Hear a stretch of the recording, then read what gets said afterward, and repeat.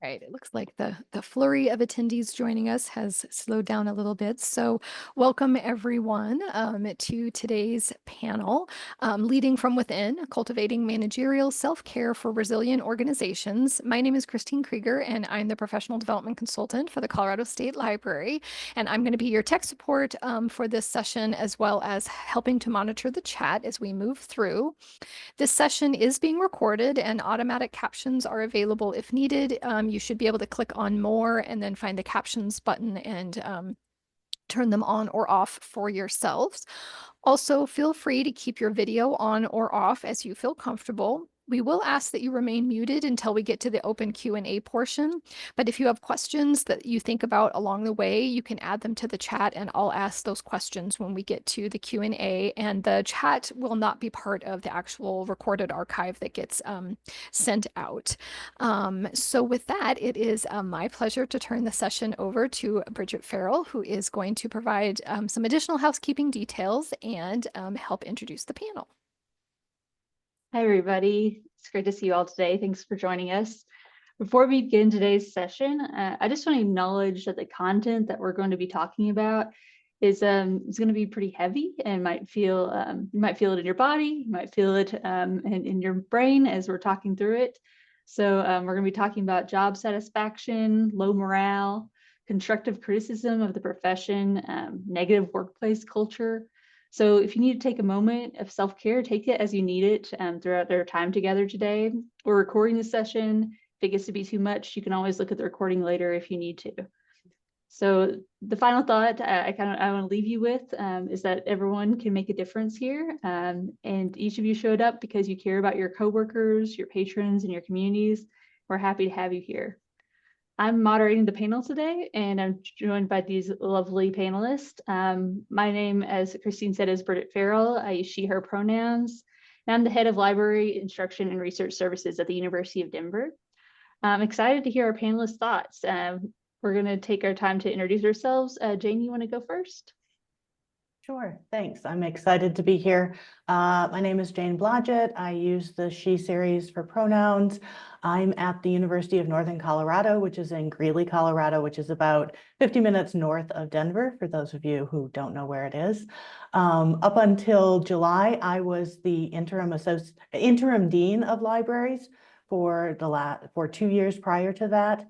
I switched back to being faculty in July for some personal reasons and also for some professional reasons, and thought I was out of administration until about mid-September when I was asked to step in to be the part-time interim associate dean of our College of Business. So I'm back doing some administrative work. Jane. Christy, do you want to go next? Hi, everyone. I'm Christy Roque. I'm the manager of customer experience in Pueblo, Colorado, which is in the southern portion of Colorado. I work for a medium to large size library district. I'm at the main hub. I'm the manager also of the main hub library in Pueblo. And I've been in this position for about year and a half now, working for libraries as a librarian for about 4 years. Have done other human services sorts of work over my career, and I'm really happy to be here today talking about how we support our coworkers and colleagues in their wellness at work. So thank you for having me. Thanks, Christy. Rick, you want to go next? Sure. My name is Rick Madrano. I'm the outreach manager for the High Plains Library District, also based in Greeley, Colorado. We service all of Weld County, Colorado, so it's a 4,000 square mile service area with a variety of vehicles, lots of different branches and locations throughout. I've been in management at this organization for about 4 years, so a little bit on the newer end for some folks here. And I'm just really interested in general of how LIS and professionalism and the field ties in overall to our individual interactions, our thoughts, our feelings, ideas. how they kind of coalesce with the overall intent of the individual. So definitely happy to be here. Him, sorry. And look forward to chatting with you all. Wonderful. All right. And our last panelist today is Tara. Take it away. I shall take it. This is Tara. I use she, her, and they, them pronouns. I am the branch supervisor at the Park Hill branch of the Denver Public Library. I've been in this position since 2011, so a bit. Supervised a staff at the smallest was 7, at the largest was 14, to kind of like ranges over those years. I'm also an adjunct instructor at the University of Denver for their MLIS program, and have done some site supervision for interns and practicum students. So I'm excited to be here today because this has just been a topic that's really been important to me for a long time. I know that I have struggled with it, and I think the people that work in the library are the caring folks, and I think that can make us even more not only like impactful but impacted. So just wanting to make sure that I'm doing all I can for the profession, both now and in the future. Thanks, Tara. So I'm very excited to hear all of our panelists' thoughts today. For the format of this session, we're going to be using 8 pre-selected questions to get the conversation started. And then we'll be opening up to question and answer. So you feel free to add your questions that you might have through our initial discussion in the chat box throughout their presentation. And Christine is going to kindly help us gather them and keep track of those to make sure that we're answering those later in the session. So with that, no further ado, we're going to move on to the main discussion questions. And keep in mind, put those questions in chat as they might come up, and we'll get to those later. So our first question is for our panelists. I'm going to ask Tara to get us started here. What is your definition of mental health? I think this is a very broad thing. I think we talked a lot about physical health as we were going through school, elementary school, middle school. We had like health classes, right? So I think, unfortunately, this is all the things that didn't get covered in health classes that do impact our daily lives. So when someone asks, like, how are you? Like that initial feeling can be your mental health. It can be how it is when you think of the future or the past, or your ability to be present in this moment. So I think it's something that we don't talk about enough. Maybe it's like a little like secret passenger on our shoulder or something like that. So not a very academic answer, but that is what I think of when it comes to like mental health. It's not necessarily like a tummy ache, and it's much more invisible. So it could be something people are carrying around with them that people might not be aware that they're struggling with, right? All right, thanks so much, Tara. Our next question I'm going to ask, but maybe Jane to go first, and then Christy can chime in. What are the unique challenges faced by mid-level managers and administrators in terms of mental health compared to other library staff? Yeah, thanks. So I have a couple thoughts on this.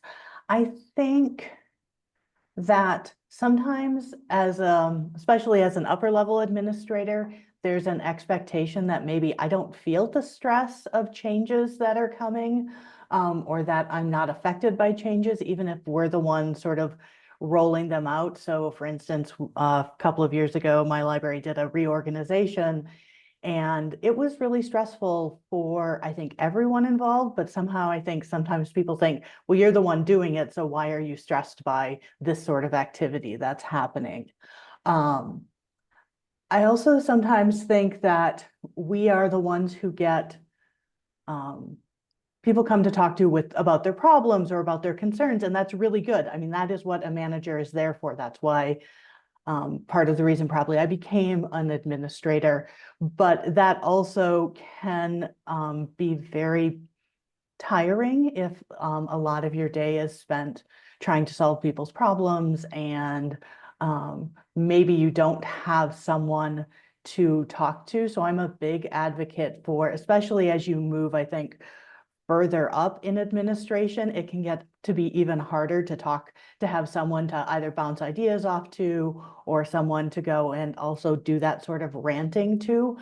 So I think it's really important to find someone at that level that you can have those kinds of conversations with, because it's really not you may be friends with some staff, but it's probably not appropriate to be talking to them about some of the issues that you may be facing. And so I think finding those sorts of people at your same level who you can talk to is really important.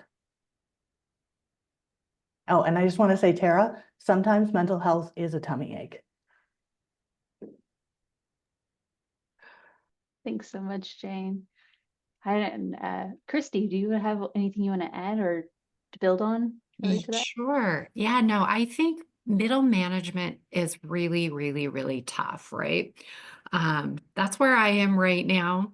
And I think often there's a disconnect between, I work in a library district, so there's a hierarchy, right? And I think working in a hierarchy is very complicated often.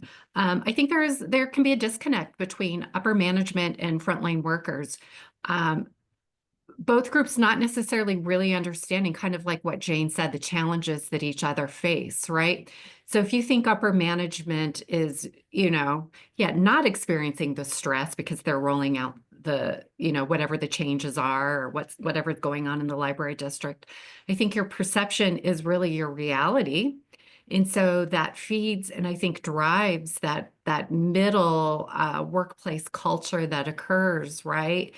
And middle managers, I really think, are stuck in this push-pull, right? Where you're trying the best that you can to support who you manage, the teams that you manage, the people that are, doing the boots on the ground work, with the, expectations from upper management or from leadership to be productive, to meet your key data, and to do all the things that are necessary, to keep your customer base happy and well taken care of. So I think it's a lot of like straddling two worlds, right? Upper management leadership, and then our boots on the ground folks. And the middle managers, or the managers that I work with, I think they're striving so hard to support the people that they manage, their teams, that often they forget about their own well-being and their own mental health and their own self-care, and really understanding what all of that means, right? Because if you're not taking a proactive approach to it, you're dealing with so much, solving problems every day, as Jane said, that I think if you're not prioritizing and thinking about your own mental health, you're focused on everybody else's, you're just end up really burned out and, tired, and not necessarily wanting or even having the ability to get your own work done, because I feel like often I'm putting out fires every day. There's a little fire, I'm putting it out, right?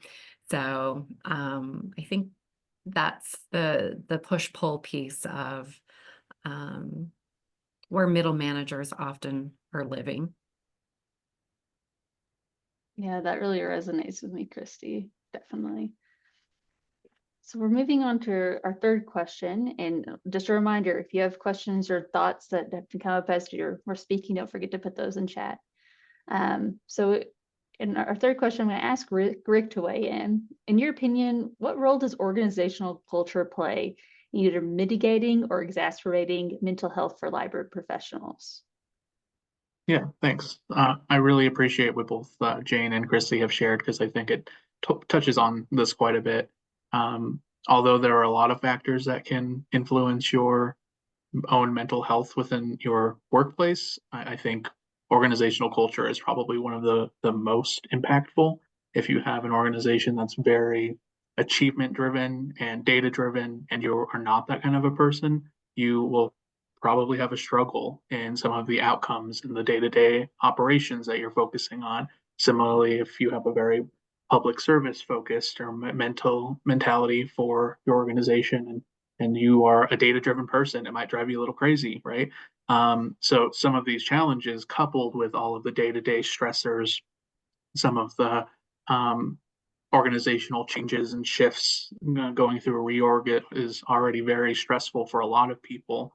But if your organization is one that doesn't have a lot of structure, and in reorganizations, things are so messy and kind of chaotic, we're coming up to decisions or large shifts in how things are organized without really having any roadmap in place. So we're kind of just stumbling into the next problem and not being very proactive.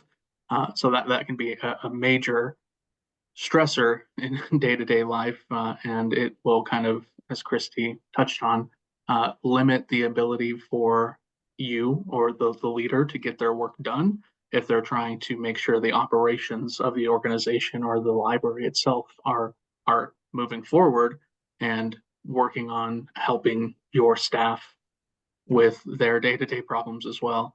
Another thing I thought of when Jane was talking about was change management in general, right? If there are major changes that are happening at my organization, I've been here for 13 years and we've experienced 5 reorgs since I've been here. Some of them have been fairly extensive, some of them have been fairly minimal, but still reorganizations are tough. And at the leadership level, we have the opportunity to hear of, process, and develop some of the plan to get us through the reorg, whereas our staff, right, they are in the middle of the reorg when it's happening. This is the first time they've heard about it, potentially. This is the first time they're dealing with it, whereas managers have had time to process, right? We go through this entire change, and I read a management book a few years ago, and it talked about change management being like the grieving process. And once, managers and the leadership are in that acceptance phase, we can start to do so many things easier. But then we're basically restarting the entire process over when we kick it out to our staff, and we are now in that process with them. We are now in that grieving process. So if you have an organization that doesn't have a great culture of support, or one where especially upper level managers, administrators, executives don't take that accountability on, it can be really, really hard for you to feel comfortable with what you're telling your staff to do and supported in your own ability to execute and develop out the plan.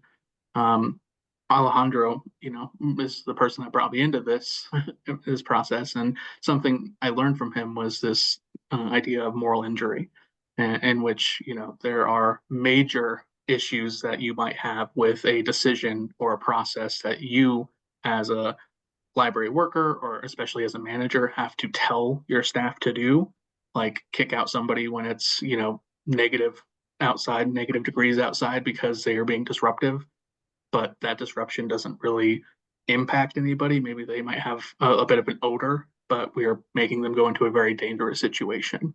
And you can feel that. You as a leader and as a library staff person will feel that stress and those challenges very personally. And it's up to how your organization operates and supports one another, develops out that path, and how it affects your day-to-day.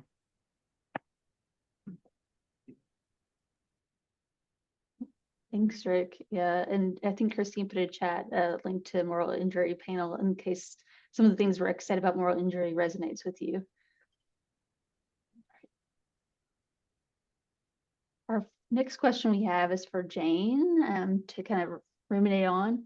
What strategies have you found effective in promoting a sense of belonging and significance among library staff to prevent or address mental health? Yeah, thanks. I was just thinking when you were talking, Rick, one of the things I had listed here to help promote sense of belonging or significance is, being transparent about your operations and decision making. So like as early as you can in a process of a reorganization, bringing in people who are going to be affected and people who are, maybe our frontline people who it seems to me often get kind of moved around a lot, but making sure that they're both aware that changes are possibly coming, but also asking them for their input on those changes so that it doesn't necessarily feel like they're being told what to do, but they actually have a chance for some buy-in. I know that when we did ours, there were some times where, one person said one thing and somebody else said the exact opposite. So you're never going to be able to make everybody happy, but at least if you can make people feel like they have an opportunity to give input and and that you're actually listening to that input, I think that can go a long way to helping people feel like they're valued in the institution, and that they actually matter to the people who are in charge. Some of the other things I think we've done here at UNC in our libraries to help people feel a sense of belonging is and this is in general, just like go out and talk to your people. So we're a mid-sized institution. There are about 40 people in the libraries. So I can know everybody and I can go and talk to them. I realize if you're at a bigger institution or in a very large system like DPL, that's probably not going to necessarily be possible for, say, the director to know everybody, but as best you can, talk to people, listen to them, make sure that, even if you can't solve a problem right away, that you're taking it seriously, you follow up with them. I know I hear a lot of complaints just around campus from, well, I sent in this email to this department and then I don't know what happened. It's like it just went into the void. And that can be very frustrating to people. So making sure that you're following up, even if it's just to say, I haven't heard anything yet, or I sent this to this person and I'm waiting for them to get back to me, just so people know that it's not just sitting there and that you're ignoring it. I will say I'm very food motivated. So I tend to bring in food for people, which I know is not always the best thing, but just figuring out ways that you can reward people. It might be something as simple as a thank you card for doing, I don't even always do it for if they went above and beyond. Just thank you for coming in and doing your job and like being really good with our student workers. We started a gratitude board in our break room so people can just say things like, hey, this was really great. Thanks for stepping in and teaching this class or doing something like that. So once again, making people feel like their work is meaningful and it's valued, even if it's just, we all have those tasks that we do that we hate. And if you can make people know that those things are really important, I think that's that can really help. Being flexible if you can. Once again, I understand that different workplaces have different cultures. So I've been really lucky here at UNC. We have a fairly flexible approach to work. Not always as much for the folks who work out at the circ desk, but we try to do things so that they have, if they work on a weekend, they get time off and doing those sorts of things, allowing people to work from home when they can. Once again, I understand for libraries, some of our jobs really can't be done from home. And so figuring out what that means. Does that mean then you could work 4 10-hour days or something like that? So making sure that people have a work-life balance that works for them. And then I would say lastly, it's encouraging people, and I'm gonna give this caveat. I'm actually in the graduate program here to become a counselor. So this is maybe a little biased, but I think it's really important to encourage people if they are having, issues to seek out mental health counseling. If they don't, hopefully we all have some sort of employee assistance program that allows us to have some counseling sessions that we don't have to pay for, or hopefully our insurance will maybe cover some sessions at a lower cost so you're not having to take a lot out of pocket for that. But I really think it can be very helpful to people to talk to someone who is outside their organization, outside their family, to help them sort of work through some of these issues that we're seeing, you know, whether it's compassion fatigue, secondary trauma, you know, burnout, depression, anxiety, any of these sorts of things. I think it's very helpful to encourage people to seek out assistance, and hopefully you are able to say you can take sick time to do that, so that it is covered, so you're not feeling like you either have to do it after work, before work, you have to take vacation time. As Tara was saying at the beginning, mental health is as important as your physical health. And if we would give someone sick leave to go have a physical, we should be giving them sick leave to go have a counseling session. I'm sure there are lots more, and I'm sure you all have really great ideas, but that's what I came up with. Yeah, yes. Thanks for sharing, Jane. It's like really trying to destigmatize, or if we come from like, I come from a culture where we didn't talk about mental health and seeking that. So I think it's always great when we were talking about, hey, let's treat this like we treat our bodies, try to take care of it, right? Wonderful. So our next question is for Tara. Tara, how can libraries balance the need for accountability and efficiency with the well-being of their employees, particularly in leadership positions? Yeah. Yeah, thank you, Jane, for all that you shared about how important it is to maintain and take time off and just be really open about that too. I think that's really important. Um, so I think the way that we balance these things is to not see them as in competition with one another. And I think making sure that we're really clear on what we mean when we use some of these terms. So the idea of accountability, I think that's one that I don't know of any place that doesn't struggle with, like, what does that mean? Does that, I think some people maybe on like one end of the spectrum would like to see someone that makes a mistake you know, like put in one of those like little things in the medieval times so people can throw tomatoes at their head. Like that would be accountability for them. Other people understand that it's a little bit more, it's less time bound. It's going to take time to see if someone's accountable. When the same situation occurs again, will they make a different choice? So I think understanding the timeline for accountability, it's the same as like efficiency. Like I'm always curious what role efficiency has to do in the library world. I don't want to waste anyone's time. That's like one of Ranganathan's laws is not to waste anyone's time. And I think that comes from like a scarcity mindset that has perhaps like really permeated our cultures through kind of like the Henry Fordisms of let's chunk out as many widgets as we can. How many widgets an hour can we do?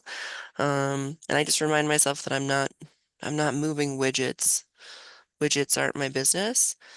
So making sure that I understand that the well-being um, of the everyone is very much in line with all of the other goals. That if we can account for turbulence and some of like, as Rick mentioned before, kind of like what the culture is.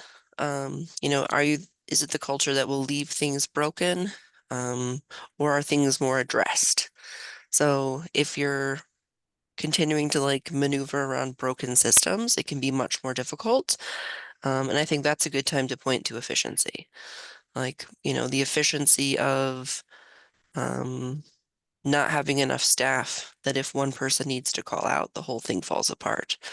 I think the concept of turbulence is really important. I know that a lot of people love their spreadsheets, and I have a little romantic entanglement with one or two myself. But sometimes these spreadsheets aren't accurate portrayals of how the plan will go once we actually do it. So there is a school library journal article called Stress Tested, and I was interviewed in it. And I went public, like went in writing as saying, I think that people should only give 80% at work. And that when something like, you know, hits the fan or comes up, as it often does, you have a little bit of something left to address that. The idea of giving 100% all the time is not logical. What systems do we expect them to work 100%? We have, um, things in place. We have backups in place regularly. So, I try to really model that myself and then, you know, ask that of the staff that I work with too, that we account for turbulence and that these aren't in competition, that you can have accountability, efficiency, as well as well-being. So, thank you, Christine. Yeah, so Christine shared that the link to information about the stress test article that Tara mentioned.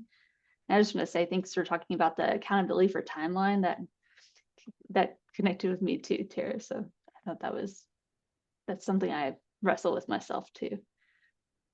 Our next question are asking Christy to think about, in what ways can libraries foster open communication and peer support to create an environment where individuals feel comfortable addressing mental health concerns and seeking help when they need it?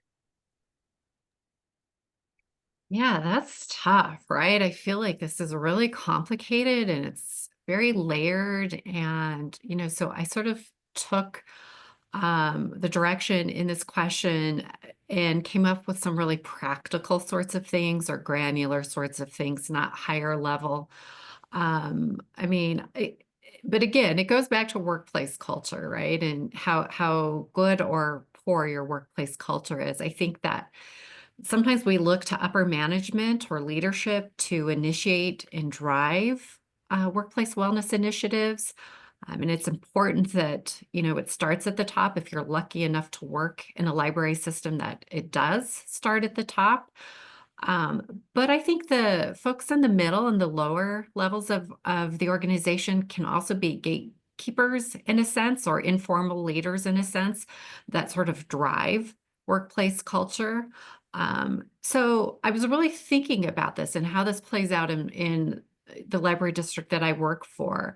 And like, how do you foster open communication?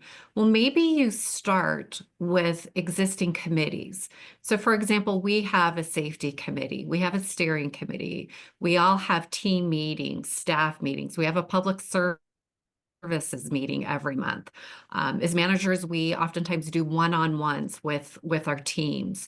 So I think building in and normalizing conversations around workplace wellness, mental health, I think that's just a very sort of low level place that you can begin to open up that communication that hopefully would be very non-threatening. But it takes time, I think, to build psychological safety as well.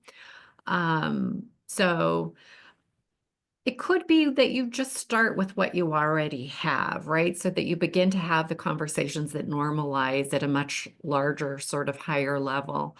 And then modeling what that looks like, right, as a manager, so that, again, you're creating that safe space where hopefully, at least in the middle, you're beginning to change or improve some of the workplace culture that might not be existing to feel like it's a safe place to have those conversations.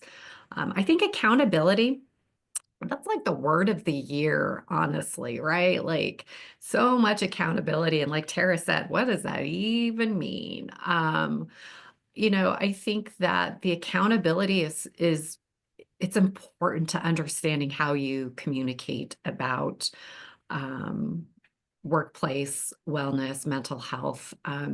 When you hold staff accountable that are behaving badly, I think again, that just shows your team that like we really care about everyone's mental health and we're not going to allow this person to behave in a way that creates a psychologically unsafe or physically unsafe space. So it's starting small, modeling things like just allowing your desk staff to tap out, right? If they're having a really bad interaction. And like, honestly, I don't even care if it's in the middle of an interaction with a patron, right? Like you get a lead. You never have to put up with an abusive patron or put up with behaviors from a patron that, um, make you feel unsafe. So just tapping somebody else in to take over, allowing staff to have breaks after they have a difficult encounter, right? Filling in so they can have that 15, 20 minutes, whatever that is just to decompress and come back and be able to, finish out their shift. It could even mean that you get to go home. If you've had a really tough encounter, if you're feeling really triggered or bad or all of those things, right? That, I'm going to send you home so that you can take care of yourself and you can come back when you come back feeling refreshed and better. Creating really solid boundaries. This really just came up recently with somebody that I manage, right? It's like, we're not therapists, right? Like it's great to be able to help, our teams through problems, individuals through problems, but when they start to impact your ability to do your own job or to feel, healthy yourself, like you've got to tighten up the boundaries a little bit, which can be really, really hard. So I think all of those things, just by finding spaces where you can begin to talk about all of this, to have that open communication, and then just the modeling of how to create a safe space, I think are ways that theoretically anyways, right, that might begin to change the workplace culture and allow you to have more open communication. Thanks so much, Christy. Yeah, especially that just taking a break from that desk, that's so important because sometimes all it takes is just a little bit of time away and it just gives you more time to think, more time to process. So yeah, I really appreciate you sharing that strategy. So I'm tapping in Christy and Rick too in this next question. Maybe Rick can go first to give Christy some time to process, but what strategies can supervisors employ to reduce stigma surrounding mental health in the workplace? Yeah, I think somebody mentioned it earlier, might have been Jane, but I'm a big fan of the mental health days as being used as a sick day, right?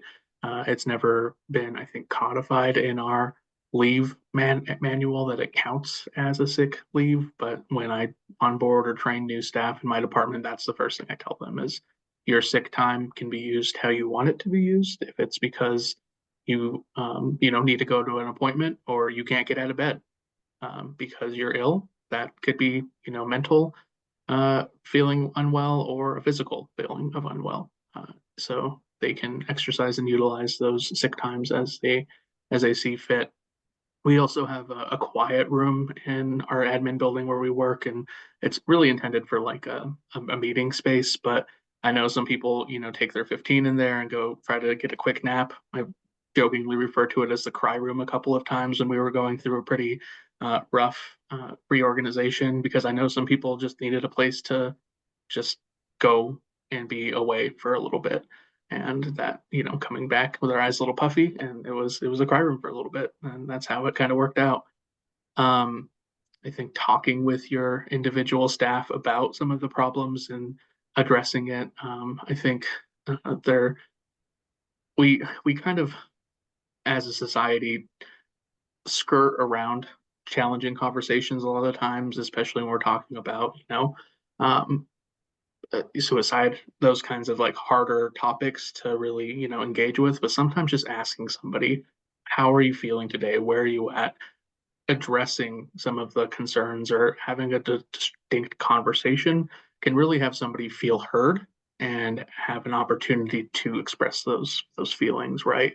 Bringing somebody in for an impromptu one-on-one to check in and see how they're doing, because so many times when we're saying, how are you feeling, nobody's going to really give us their actual thoughts there. So we need to coax that out a bit more and say like, hey, I noticed that you've been at your desk kind of zoning out for the last little bit. What can we talk? Is there anything I can help you with? You need to take a day? What's that looking like? I think some managers might worry about people taking advantage of the sick leave situation, for mental health, but I've never experienced that myself. When we ran into that with the problem with one staff kind of doing last minute things a lot more frequently, we kind of touched in. It's not like, is this something that we need to work on broader, or are we able to kind of, have you come out for half a day or part of a day, or what does this really look like? Because this person ran into an issue with running out of sick time because they were using so much of it, and how do we address that process and make sure that they have it available if they do actually need it. So I think there's not ever a one size fits all model, right? You can try as much as you want to make these standards, but it's all interpersonal. It's all having a conversation and seeing what's going to work best for those individual staff members, and treating them with respect and value can help mitigate some of those stigma concerns around the whole issue. And similarly, just showing that you take it seriously, right? We don't want to ask for feedback and then do nothing with it. We don't want to ask from how are you feeling and then say, good work, get on the desk. Like, we need to take that seriously. Thanks, Rick. Appreciate you sharing. And I think treating those folks with care and like listening is so important. And I really appreciate you talking through like kind of how you conceptualize and think about those conversations. Christy, do you want to add in or build upon anything Rick said? Yeah, I loved everything Rick said, right? It's all really, really important. Destigmatizing, mental health challenges and creating that safe space, I think, is so very important. I think one thing that is related to that is, pushing back on, this idea of being resilient. Because I think that when you spend time in spaces where all you hear is like, we're so resilient, you're putting the onus on mental health on that individual person and not as an organization. I think that dismantling that idea of the resilience narrative is just really, really important. I think thinking about how to be compassionate and not always trying to live in this empathy space, I think is really important too. But 100% allowing people to have mental health days, I think exactly what Rick said is so important, and not making people feel guilty or like things are going to fall apart if you take a day off or if you call in because you need a mental health. I think like just being okay with it. But calling that out, like, yeah, absolutely, take a mental health day. We'll be fine here. Things will be fine here. So those are the things that I think are helpful. Thanks so much, Christy. We've arrived at our last question, which is for Jane. After this, we'll have just a moment to decompress before the Q&A, because I know we've been talking about a lot of heavy things. But we'll let Jane finish up this question, which is, in what ways can supervisors model healthy behaviors and boundaries to support mental well-being in the workplace? I think, what Rick and Christy were just talking about in terms of supporting your employees is also as important as a manager to do those things for yourself. And hopefully you work in an environment that will allow you to do that. For instance, I really respect the fact that our president, he will take like 2 weeks in the summer, and we know nobody contacts him. There's somebody else who's in charge, who's handling the problems. I'm sure if something huge came up, we could reach him. But I really respect that he just says, no, it's really important for me to unplug and take this time so that I can be very effective when I come back. And I think that's the thing that we really sometimes forget about. And I think Christy talking about like resiliency narratives and those sorts of things, like that we just have to keep moving and keep doing. And that is really kind of bad for your mental health and for your physical health. So as a supervisor, I think it is important to take time for yourself. It's good. And this is sometimes, easier said than done. It's good to take a lunch break. It's good to go out for a walk in the afternoon if you can. If you're sick, don't come to work. If that means you work at home for a while during the day and stuff, that's fine. But because if you come in sick or if you never take vacation, even if you can say to your employees, no, it's okay for you to take vacation, that's not what you're modeling. And your actions are really important to people who report to you, if they see you working 15 hours a day, they may think that that is your expectation for them as well. And so it's really important to be doing these sorts of things. I don't know if this is happening in the public library world as much, but in academia, a lot of us have started to put little notes in our signatures that say something like, I sent this when it's convenient for me. If it's outside of your normal work hours, please do not respond. So that people can know, like, people have different kinds of work schedules, and maybe it works really well for me to answer my emails at 8 o'clock at night, but I don't expect you to respond to them at 8:15 at night. It's fine for you to respond when you're back at work. So once again, signaling to people that there is not an expectation that you are always at work. Yeah, seeking your own counseling, maybe it's engaging in mindfulness practices, meditation, yoga, running, whatever it is that you need to do to sort of unplug yourself, I think is really important, and once again demonstrates that you want your employees to be doing those sorts of things as well. And I just want to make a plug for this book I've been reading. Some of you may have read it already. It's called Laziness Does Not Exist, and it's by Dr. Devon Price. And it really focuses on how in our society we say our productivity is our value. And I think we see that in libraries a lot, that we want to give extra, we really want to be productive. We don't want to have downtime, and that just really can lead to a lot of both personal problems, and it can also lead to some institutional and departmental problems. So laziness does not exist. Thanks, Jane. Thanks, Christine. Yeah, Christine put the link in chat. So if you are listening and haven't had a chance to look at chat, there's some great resources that have been shared through the course of our conversations today. We're gonna be transitioning to the Q&A portion, but before that, I just want us to take a minute.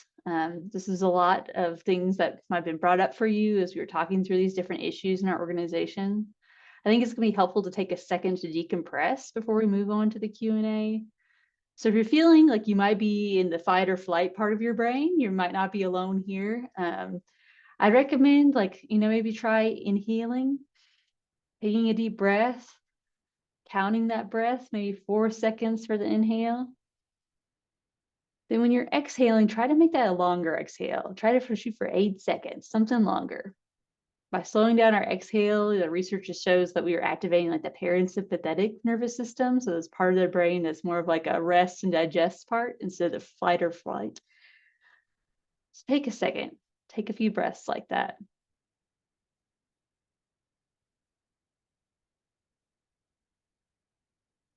Maybe you can take a moment to scan your bodies, see where the tension is right now. Maybe it's in your shoulders, maybe it's in your stomach. That tummy ache we talked about earlier. And if you need to stretch, move your body a little bit, you can do that too.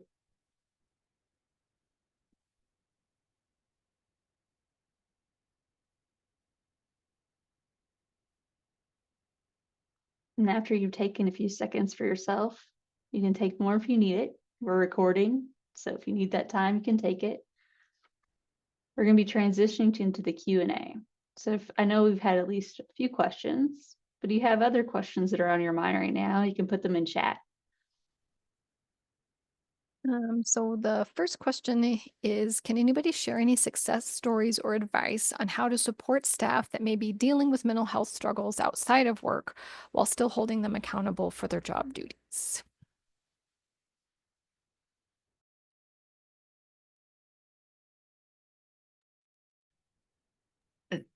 So I don't know if it's a success story, I'll be honest. But this has come up a couple of times in the last several months where I work. And we really had to think hard about this because this was an individual who was starting to impact the well-being of others around them and their team. And again, it was just really providing resources, allowing them to have the time that they needed. If they came to work in a state in which they they couldn't work or they should not be at work, we gently encouraged them to go home, to take the time that they need. I think this is really, really, really hard. So I would also love to hear if anybody has any suggestions or success stories. I think it was just really encouraging them to take the time that they needed for themselves to reach out to their trusted people, talking to them about their resources that they have, but also having the really hard conversation about the impact that they were having on their team. And for the most part, it went well, but those are the kinds of things that don't feel necessarily good to have to do, but sometimes are really necessary.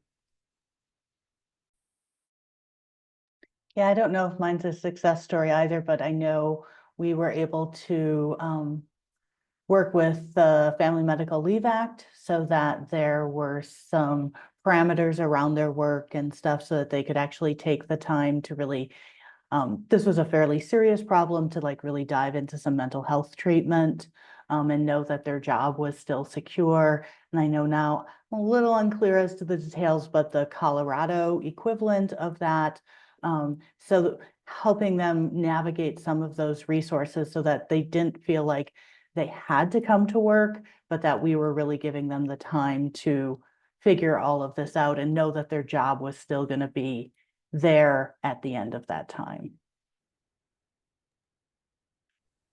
Yeah, as a supervisor, being really clear with this is where I have wiggle room. We can have some wiggle room, the beginning of the shift to the end of the shift. If you need to come in late, leave early, it'll impact lunches.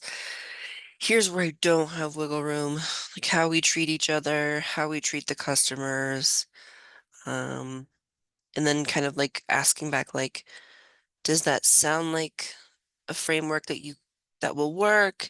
Where are you feeling the tensions?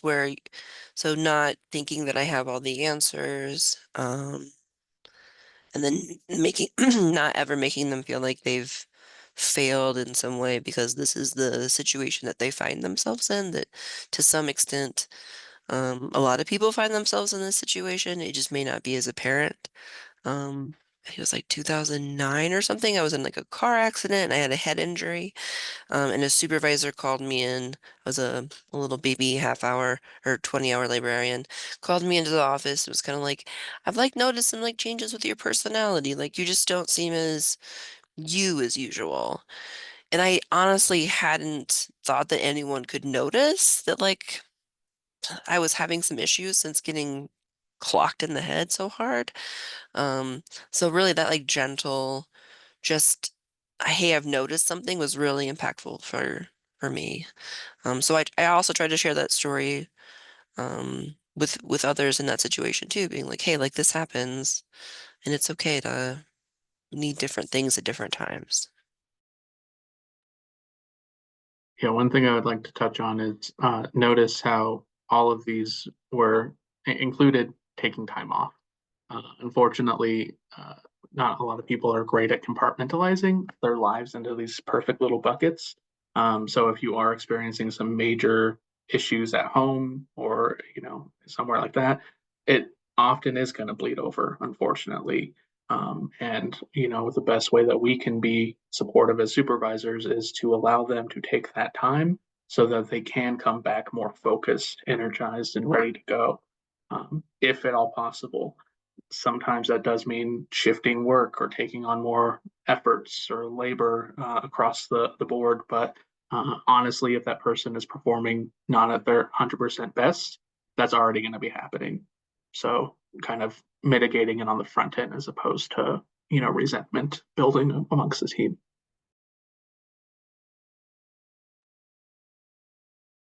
All right, thanks, everyone. Christine, were there any other questions in chat I missed? No, I'm not seeing anything right now. Once again, if you have questions, you can feel free to, here comes one, but you can also unmute. Um, So the person that asked the question before said that unfortunately long vacation did not result in improvement, and multiple offers of resources and support have been ignored, but they appreciate the insight and experiences. Yeah, thank you for that. It's a hard conversation to have, but sometimes really working with a person and deciding, is this the place for you? Is this the place for you now? It's a challenging conversation to navigate. Sometimes there are some, personal economic factors that make not having a job the kicker there. But at the same time, do you want to be miserable coming into work every day, or can you find some sort of income that can help with some of these things? It's not the best opportunity or not the best option to extend, but I've seen people who have been horrifically struggling leave an organization, and months later they're doing much better. They've improved for whatever reason, if it was in their personal life or it was because of work, whatever that looked like. Sometimes that's a caring supervisor conversation.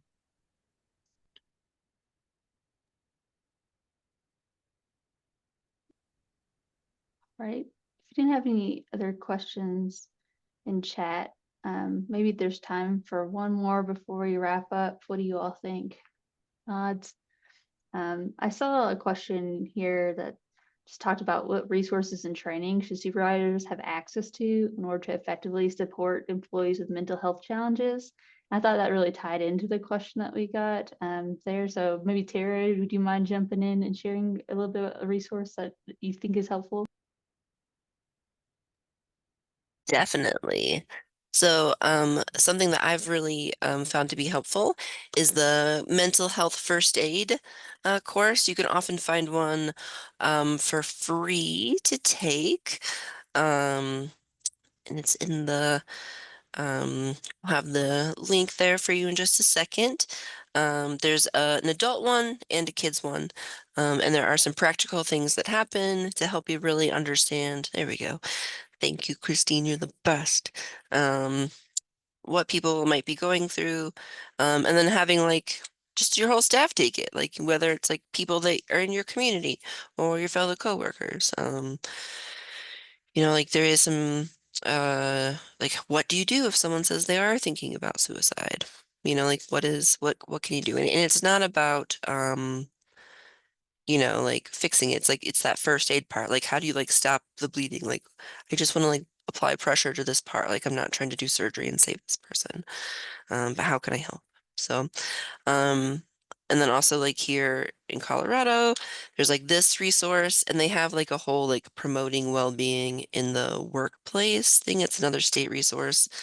And so I just kind of like think about some of those things. And I think a lot of them are just the really simple human to human. If someone calls out sick, saying thank you. Thank you for thinking about the rest of us and not wanting us to get sick. Thank you for prioritizing your health. Like offering like a self-care show and tell. Having everyone like share one thing that's meaningful to them, and maybe you get to pick up something else as well. Performance reviews are coming up, and like how do I put their comfort in first place? Do they want to tell me what day of the week, what time of day? Would they prefer to be outside or inside? Rather than me making all the choices about the entire container of it, how do I prioritize what they need and what they want as individuals? So, Yeah, so there's also a link in chat to, it looks like a really helpful article called Creating Caring Institutions, Politics, Plurality, and Purpose. So that could be another resource that people could look at. And then another reading recommendation, A Trauma-Informed Approach to Library Services as well. So I know we had so many great ideas, so many helpful points of view that we've talked about today. So I just want to make sure you also are aware of some of those resources in the chat. Well, we have come to the end of an hour. It always goes by so fast. I want to thank everybody for attending today, people that are sharing links and questions in the chat. But I really want to thank all of our panelists for agreeing to come and talk with us today, share their thoughts and ideas. Hopefully, it gets the ideas percolating about how we can all move forward together. I hope to have the recording done by tomorrow, and I will email all registrants when it is ready. I also will take the resources shared in chat and I will post them on Libraries Learn as well. If you need a certificate for today's session, I'm going to pop my email in chat and you can email me. I'll also include my email when I send out the link to the recording. So once again, I really want to thank everybody for attending today. And I want to thank the panelists again for taking the time to share. I hope everybody has a really great afternoon.